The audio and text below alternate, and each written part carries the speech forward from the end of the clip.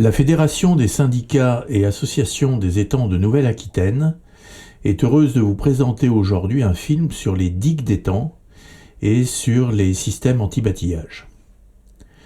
Alors, la digue d'un étang, c'est un élément essentiel. Il doit garantir une bonne étanchéité pour contenir l'eau. La sécurité de l'ouvrage doit être élevée pour éviter toute rupture qui conduirait à des inondations en aval. Et il doit être stable dans le temps et donc disposer d'un dispositif anti-bâtillage pour éviter l'érosion. Alors, la digue d'un étang est un système complexe. Et le film ne traitera pas de façon exhaustive tous les points techniques. On regardera uniquement les principaux éléments qui sont importants à connaître. On verra aussi que les mesures préventives concernant les 3 points listés précédemment sont en fait communes. Alors, commençons par le premier point. Garantir une bonne étanchéité. Alors, les 2 principaux soucis que l'on rencontre sur ce type d'ouvrage, ce sont les destructions faites par les ragondins et la présence d'une végétation ligneuse. Donc il convient, autant que faire se peut, d'éliminer ces ragondins et de supprimer toute végétation sur la chaussée.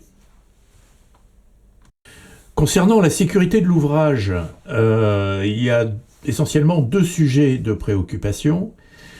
Le premier sujet, c'est la présence d'arbres sur la chaussée, et là on retrouve un petit peu le point précédent, et l'utilisation de la chaussée comme une voie de communication. Alors ça c'est important. Dans ce second cas, une gestion commune entre le propriétaire de l'étang et l'entité en charge de la chaussée, et donc de la route, qui peut être un département, une commune ou autre, est donc nécessaire. Et là, les difficultés administratives sont malheureusement très fréquentes dans ce cas de figure. On voit ici une chaussée sur laquelle des arbres ont poussé, ont grandi, se sont développés et sont devenus maintenant très importants. En cas de tempête, par exemple, si un ou plusieurs arbres devaient tomber, eh bien ça peut entraîner une rupture de la digue. Donc il est essentiel là encore, de ne pas avoir de végétation et encore moins d'arbres importants sur une chaussée. Alors, dans cet exemple-là, on voit par exemple une bonne coordination entre, je crois que c'est le département et le propriétaire de l'étang pour renforcer une chaussée qui permet aussi de faire passer une route départementale. Les travaux ont été importants, ça a été long, mais in fine, on obtient un résultat qui est tout à fait satisfaisant. Alors dans ce second exemple, on voit donc des travaux en cours également pour renforcer une chaussée sur laquelle passe une route communale cette fois-ci. Alors pour terminer, eh bien, nous allons aborder l'anti-bâtillage. Une des meilleures solutions réside dans l'enrochement de la digue en fait.